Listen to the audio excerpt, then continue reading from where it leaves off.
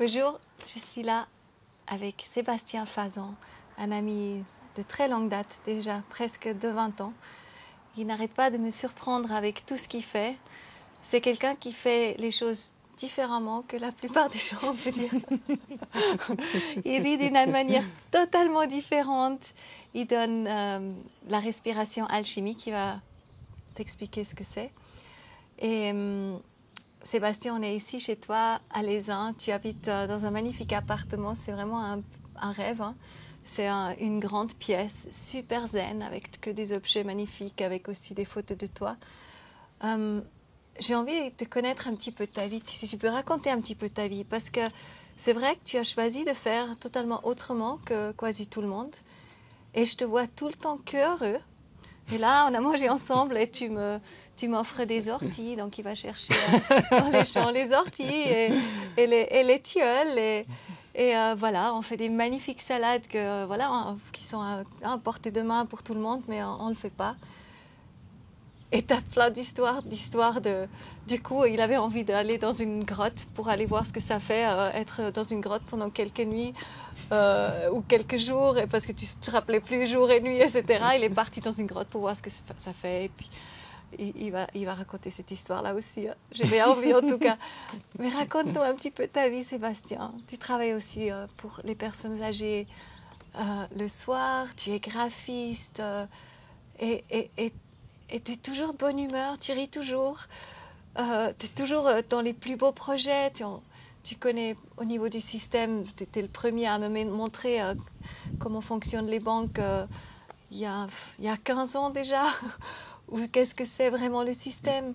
C'est impressionnant.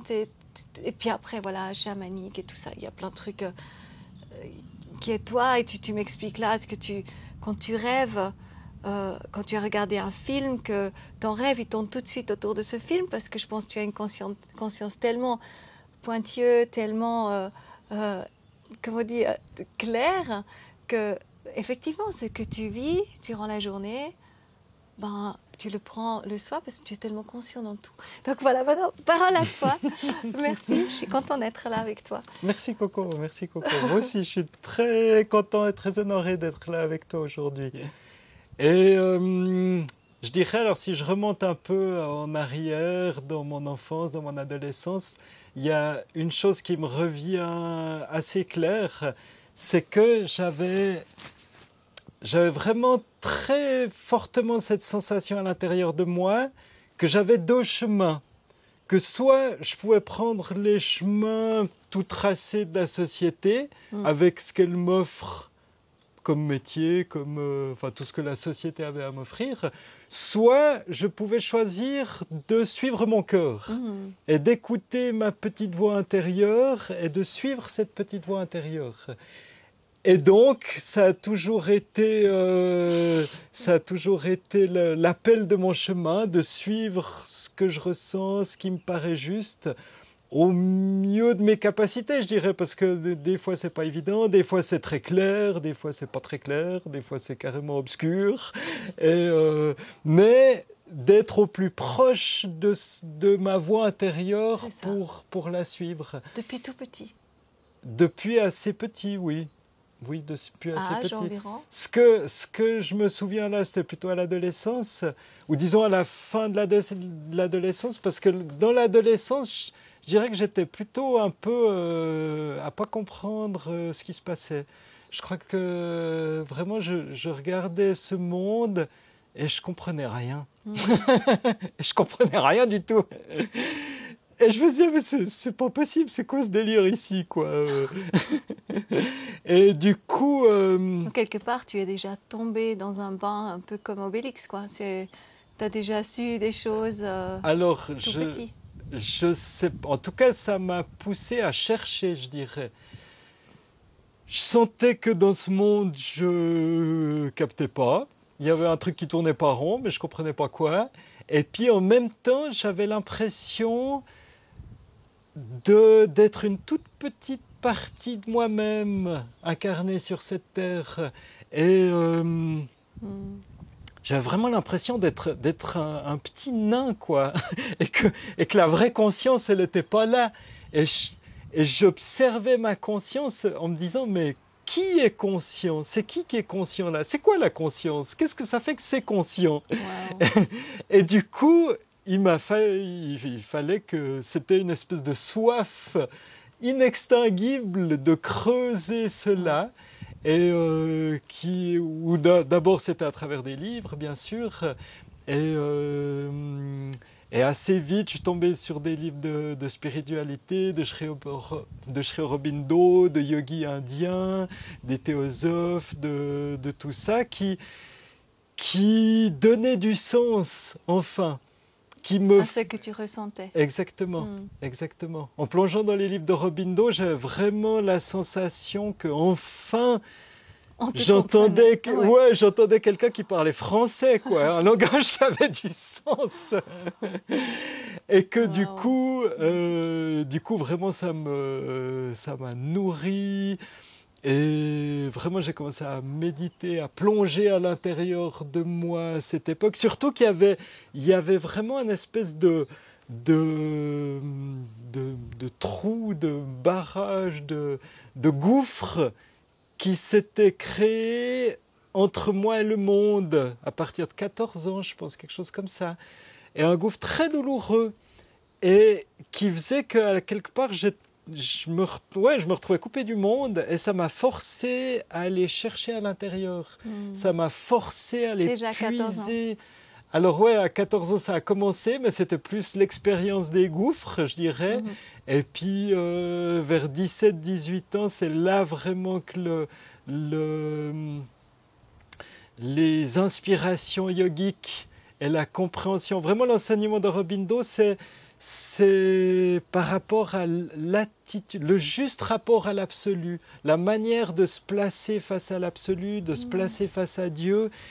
Et vraiment, j'ai l'impression que tout mon esprit se remettait dans le bon ordre. Et je le sentais presque physiquement dans mon corps, quoi. Les choses se remettaient à l'endroit, se remettaient dans l'ordre.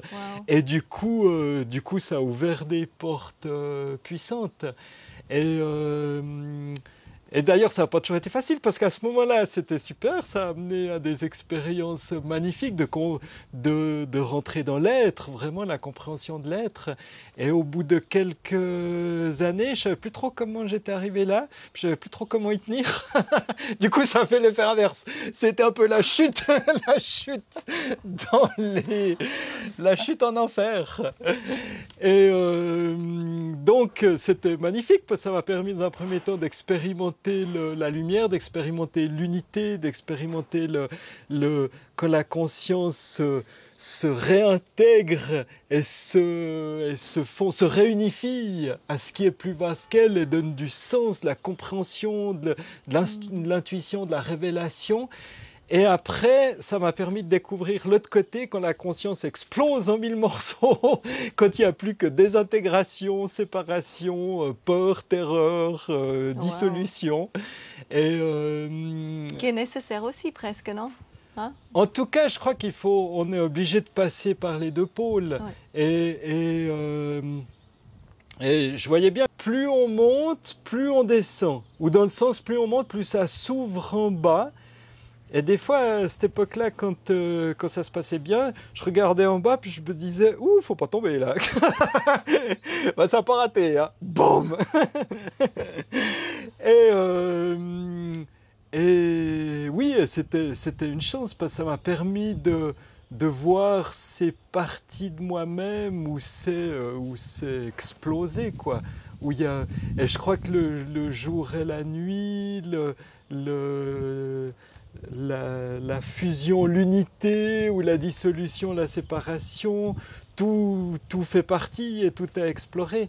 J'ai entendu que dans les mystères égyptiens, ils apprenaient à monter de la conscience divine, de l'unité, aux enfers de la dépression, de la destruction, de la mort intérieure, et de pouvoir passer partout sans en être affecté. Qu'on doit pouvoir être... C'est un petit peu ce que tu recherches, on peut dire?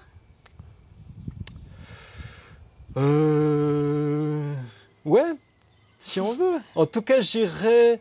Parce que tu es un chercheur éternel, tu cherches, Bah, cherches, on est d'accord. c'est ça, j'explore, Ouais, j'explore, ouais. je découvre, je me perds, je me trouve, je me repère, je me retrouve. Et je dirais qu'aussi, c'est pas facile, je trouve, dans notre culture où on a un peu perdu les maîtres, la sagesse, les temples initiatiques qui nous initiaient au mystère de la vie. Et c'est comme si on doit un peu retrouver par nous-mêmes ces clés.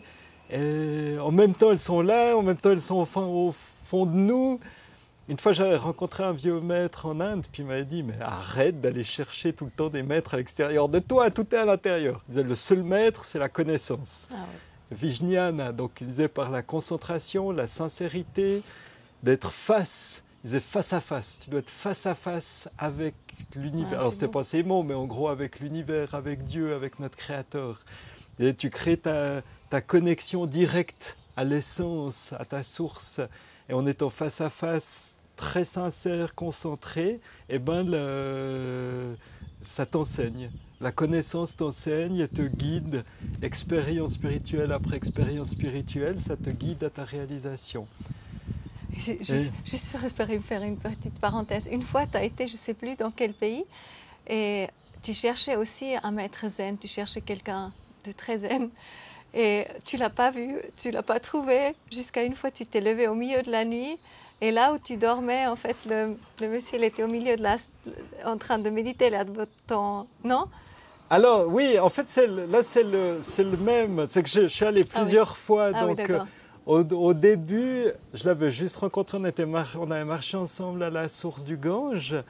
Et puis après, lui, il était rentré, puis il m'a donné son adresse, puis on n'avait même pas vraiment pu parler, lui, il parlait Kindi, et puis mais il m'avait donné son adresse. Puis dans mon fort intérieur, j'avais vraiment une sensation qu'il avait quelque chose, ce monsieur, qu'il avait un bon éveil.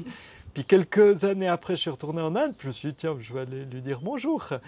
Et puis quand je suis allé, en gros, il m'a dit, mais qu'est-ce que tu viens faire là? De toute façon, je suis partout, donc si tu restes chez toi, c'est la même chose. Donc tu n'as pas besoin de venir là. Enfin, ça, je n'ai pas compris tout de suite, parce évidemment, Ah, il il t'a parlait. dit ça? Ah ouais. 2-3 jours après, on a eu quelqu'un qui a pu nous traduire. D'accord. Et puis là, il m'a traduit ça. Mais Wow. quand je suis arrivé le soir même, en fait, il faisait un peu le petit bonhomme tout anodin. Et puis je m'étais dit, ouais, je me suis trompé, quoi. C'est pas du tout ça. Puis effectivement, la nuit, quand je me suis réveillé, puis j'ouvre un œil, puis je sentais déjà une énergie dans cette pièce. Puis j'ouvre un œil, et puis je vois qu'il était en méditation dans la pièce. Je regarde, je... ah waouh, ah ouais, non, je me suis pas trompé. C'est trop beau. Et on fait juste la boucle là, avec le chaman. Tu as été pendant 6 mois en Amazonie et tu as été près du chaman, etc. Et puis tu voulais recevoir son enseignement. Et qu'est-ce qui s'est passé après? Alors voilà, ça c'était donc de l'autre côté du monde. Hein, Ouais, l'autre voilà, ouais. monsieur c'était en Inde, et puis là-bas c'était au Pérou. Et là aussi j'avais entendu parler d'un vieux sage, d'un vieux chaman. Et puis je suis allé le rencontrer. Mhm. Et puis, ouais, c'était plein de péripéties, je dois dire. C'est des êtres assez extraordinaires. Donc ils vous font passer un peu par toutes les couleurs du spectre pour vous tester, ouais, je sais pas par quel bout empoigner. Mais c'est en tout cas, voilà. Tu étais resté 6 mois là-bas, c'est juste 6 mois? Je suis allé 3 fois et en tout, j'ai fait 1 année là-bas. D'accord. Ouais. Et en fait, tu n'avais pas reçu à ce moment-là le grand enseignement. Le grand enseignement, tu l'as reçu une fois que tu étais ici, c'est juste? Oui, je dirais pas le grand enseignement. Par contre, effectivement, quand j'étais là-bas, donc eux, ils travaillent avec l'ayahuasca, une plante sacrée. Voilà. Qui intensifie les sensations, les ressentis, l'énergie et qui permet de travailler à l'intérieur d'une manière plus intense. Et puis, effectivement, les premiers mois que j'ai passé avec lui pour travailler en cérémonie, eh ben, il ne se passait jamais rien. Et je me disais vraiment, mais qu'est-ce que je fais là? Cérémonie après cérémonie, semaine après semaine, mois après mois, il se passait mais rien. absolument rien. J'aurais pu partir 1000 fois, j'en pouvais plus. Mais en même temps, j'avais l'impression que c'était un bon, quoi. Et effectivement, le jour où je suis rentré en Suisse, il a commencé à me faire bosser. C'est ça. Ouais. Et tu as reçu des messages? Alors oui, c'est-à-dire que il m'avait dit tu peux faire des cérémonies en Suisse, donc j'ai fait des cérémonies en Suisse. Et puis c'est là où justement il a commencé à me faire travailler dans ces cérémonies. Et c'était beau, c'était magnifique, quoi. C'est vraiment un enseignement sur l'être, sur l'univers, sur les grands êtres au sein desquels on vit. Vraiment, on dit souvent, les chamans parlent d'esprit, tout ça. Bah là, on voit que ouais, tout est vivant. Tout est vivant, tout est conscient. Et notre univers est parsemé de grands êtres qui sont nos aînés, je dirais, nos grands frères, ou nos grands-pères, ou nos grands-mères, et qui prennent soin de nous, qui nous enseignent. On apprend. Vraiment, j'ai l'impression qu'on était des petits poussins sur la Terre. C'est un peu le cas peut-être. Hein. Oui, qu'on était vraiment des petits poussins et qu'on apprenait les lois de l'être. Où on apprenait à être conscient. Et j'avais la sensation, alors peut-être je me gourre, hein, mais la sensation que ces êtres de l'univers, ces êtres du macrocosmos, ils sont constitués comme nous. Un mental pour penser, pour créer, des émotions, un cœur pour aimer, un corps pour se manifester. Et à quelque part, on était à leur image, mais à l'état microscopique, comme des petits poussins, mais avec les mêmes capacités, et qu'on apprenait à utiliser ces capacités. On apprenait à utiliser notre mental, notre capacité de création, notre cœur, notre pouvoir d'amour, et puis notre corps et le monde physique pour manifester cela. Et que c'était vraiment un jardin d'enfants ici sur Terre, oui, pour apprendre, pour grandir simplement. Et pour devenir qui nous sommes vraiment. Absolument, absolument. Et que là, justement, dans ces vieilles traditions, bah, pour moi, la vie sur Terre reprend du sens. C'est qu'on est dans une croissance dans l'univers et on est relié aux étoiles, on est relié à l'univers, on est relié à la vie éternelle. Et c'est au sein de ça qu'on s'éveille de plus en plus et qu'on grandit. Et donc du coup, ce qui m'avait poussé à l'époque aussi à beaucoup étudier le système dans lequel on vit, le système donc de notre société, de notre civilisation, pour comprendre pourquoi ce délire. Pourquoi ce délire où toute la vie tourne autour d'un système d'économie, de travail, de loisirs, de tout ce bordel, quoi. Et donc du coup, ça m'a poussé à plonger là-dedans, à comprendre, jusqu'à voir qu'en fait, ça marche très bien. Dans le sens qu'il y a des gens qui créent cela. Il y a une petite minorité qui a tout intérêt, qui a des intérêts monstrueux à ce que l'humanité soit une machine économique ou plutôt un troupeau d'esclaves qui fonctionnent à leur service, et que finalement tout le système bancaire et tout ce qui est mis autour en place est un système d'exploitation, d'asservissement, et que en fait on veut pas le bien des gens, on veut pas l'éveil des gens, on veut que les gens travaillent et servent et se taisent et comprennent pas. Qu'est-ce qui se passerait, qu'est-ce qu'ils feront les gouverneurs s'ils voulaient l'éveil des gens? Alors, c'est une grosse question. Il y a tout un... Je sais pas qu'est-ce qu'ils feraient les gouverneurs, mais en tout cas, je pense que nous, à notre... Qu'est-ce que toi tu ferais à ta place si toi tu pouvais maintenant aider les gens à se réveiller? Alors, moi je dirais, j'essaye de m'aider moi-même à premier, c'est voilà. déjà un long chemin, bien compliqué, où je fais plein de faux pas partout. Donc je crois qu'on est responsable d'abord de soi-même, Oui, et puis après, en tout cas, de ne pas faire de mal sur notre environnement. aussi. C'est déjà pas mal. Et c'est ça, et je dirais de comprendre les lois de mon esprit, comprendre les lois de mon attention, et comment on dirige notre attention sur l'essence ou dans notre vie, et comment on se nourrit de notre essence intérieure, comment on s'ouvre à notre essence, comment on s'ouvre à notre petite voix, à notre conscience, à ce qui nous anime, comment on laisse de la place à tout ça, et pour être inspiré, je dirais chacun à sa manière, chacun... Une fois j'entendais, je trouvais très joli, où il disait le Créateur, il a mis nos instructions originelles dans notre cœur. Et il ne l'a pas mis dans le cœur du voisin, donc on ne sait rien ce que l'autre a à faire. Donc on vit dans un monde où les gens veulent se contrôler, se diriger, se dominer, je ne sais pas quoi, ça n'a aucun sens, c'est complètement absurde.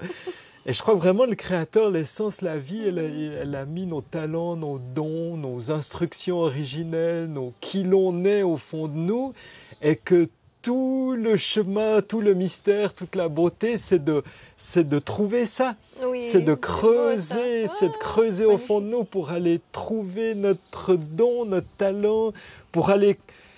Une fois, je voyais dans une vision, une intuition, qu'on était notre propre but, qu'il y avait pas d'autre but que le fait de s'être créé soi-même, et qu'on est notre propre but. Se révéler à soi, on peut dire. Exactement, et qu'en étant pleinement là-dedans se révèle l'essence de qui l'on est. Ouais. Et magnifique.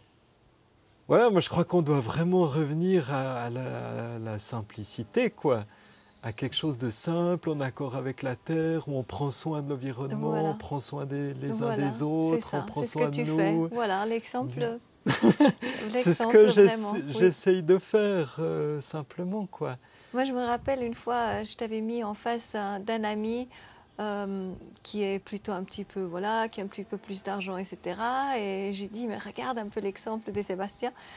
Il n'était pas totalement d'accord avec toi, mais quand même, tu as pu prouver que tu vis très très bien avec un minimum total, on est d'accord? Tu as une voiture, tu fais les voyages que tu veux, tu nourris que bio ou justement dans la nature. Mais raconte un petit peu ta vie. Comment tu peux vivre, justement être bien comme ça? Tu n'as jamais des problèmes existentiels, tu n'as jamais des peurs ou Des problèmes aussi existentiels, alors si, ça c'était ma tourmente fondamentale, c'est la tourmente, mais même. Pas existentielle dans le sens matériel dans le monde, oui, existentielle au niveau plutôt spirituel, oui, bon, d'une quête c'est ça, abyssale, permanente. Qui t'amène justement dans les grottes, par exemple. Raconte peut-être ça avant qu'on... Tu peux vite raconter cette histoire de la grotte? Ah bah ça, disons que j'ai souvent fait des espèces de petites expériences initiatiques comme ça, où je sens un besoin, je ne sais pas, d'aller faire des cérémonies au sommet de la montagne, d'y passer la nuit ou 2 ou 3 jours, où là j'avais envie d'aller au fond d'une grotte pour rester 3 jours, 3 nuits dans le noir. J'avais entendu que quand on restait au minimum 3 jours, 3 nuits dans le noir, à un moment donné le corps il se débarrassait de ce qui correspondait à la lumière physique et commençait de plus en plus à développer la lumière intérieure. Et je voulais expérimenter pour voir ce que ça faisait. Et puis ça le fait bien, quoi. Ça le fait bien. Mais à un moment donné, j'étais mort de rire dans ma grotte parce que je m'autorisais comme à dormir. Quand j'étais trop fatigué, je dormais. Non, je méditais, mais des fois, quand même, si j'étais fatigué, je dormais. Mais à un moment donné, j'étais couché. Je me disais, bon, là, je dors. Mais en fait, il y avait tellement de lumière. J'étais là, bon, comment on fait pour éteindre la lumière? J'étais mort de rire. Qu'est-ce que je suis con. C'est beau, c'est beau, c'est beau.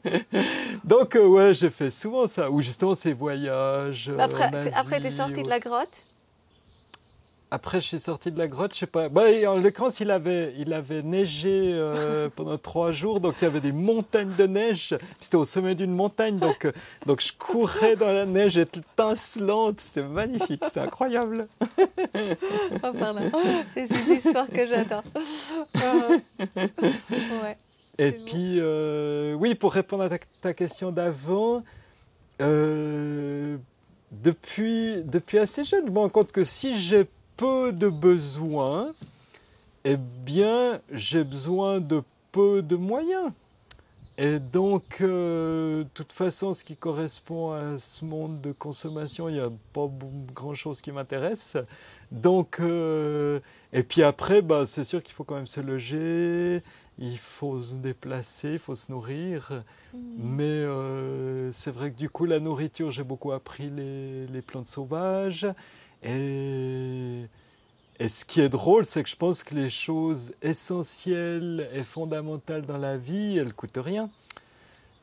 Le soleil, la lumière, l'oxygène pour respirer.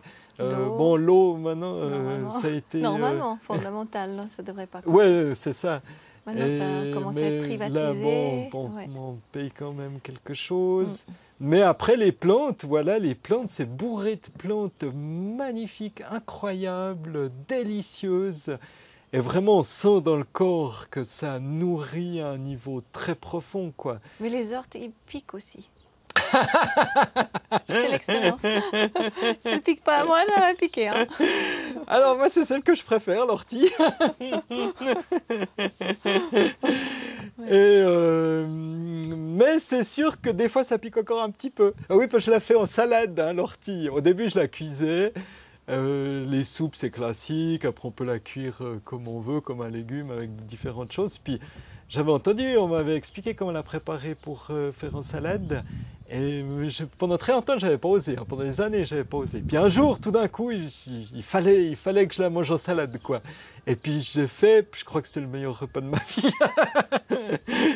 Et du coup, je fais que cru, quoi, que en salade. Mais de temps en temps, il peut rester un petit piquant, effectivement. Non, c'est trop beau. Merci, merci, merci. Revenons juste par rapport peut-être à ce minimum existentiel. Qu'est-ce que tu penses? Qu'est-ce qu'il faut en fait pour avoir assez, être dans le minimum? Alors, moi je dirais pas... Pour moi, c'est pas tellement être dans le minimum, mais c'est faire ce que l'on aime. C'est écouter ce qui vit au fond de soi et faire ce que l'on sent qui est juste pour nous. Ce que l'on sent qui nous fait vibrer, ce que l'on sent qui nous fait grandir. Et être en accord avec soi, comme ça, entre ce qui se passe dans notre vie dans la matière et ce qui nous inspire de l'intérieur. Et je dirais que c'est ça pour moi le principal. Après, si ça prend une activité à fond puis qui gagne des millions, tant mieux, hein. J'ai rien contre, hein. Tant mieux. Donc, mais le but, quelque part, c'est ce que tu disais avant, c'est vraiment vivre d'après ses dons et ses talents. De bah, trouver ça. C'est ça. Pour moi, l'essentiel, c'est d'aller à la rencontre de notre essence, d'aller se nourrir de cette essence, nourrir qui on est au fond, aller révéler ce mystère que le Créateur a posé en nous tous. C'est notre quête, j'ai envie de dire. C'est le sens, pour moi, c'est le sens de ce pourquoi on est là, quoi. Pour aller révéler ce qui est au fond. Et puis après, le laisser transparaître dans la vie. Alors ça peut même en ne faisant rien, quoi. Une fleur, elle transmet juste son parfum parce qu'elle est qui elle est sa nature. Et ça peut être dans une activité intense et surpuissante. Je crois qu'il n'y a pas de règle après. Mais en tout cas, c'est de tourner son regard vers l'essentiel. Voilà, ça pour moi, c'est l'essentiel. Merci. Merci, Séba. Avec plaisir. Je mettrai ton adresse aussi par rapport, on n'a pas parlé des respirations alchimiques peut-être. Je mettrai une vidéo juste sous là aussi sur les respirations alchimiques, comme ça on peut aller découvrir ce qu'il fait à côté. Hein? Volontiers. Bah, Avec merci plaisir. beaucoup. Hein. Merci Sébastien pour tout ce que tu fais, pour qui tu es. Merci beaucoup Coco. Merci. Merci Coco, merci à tous.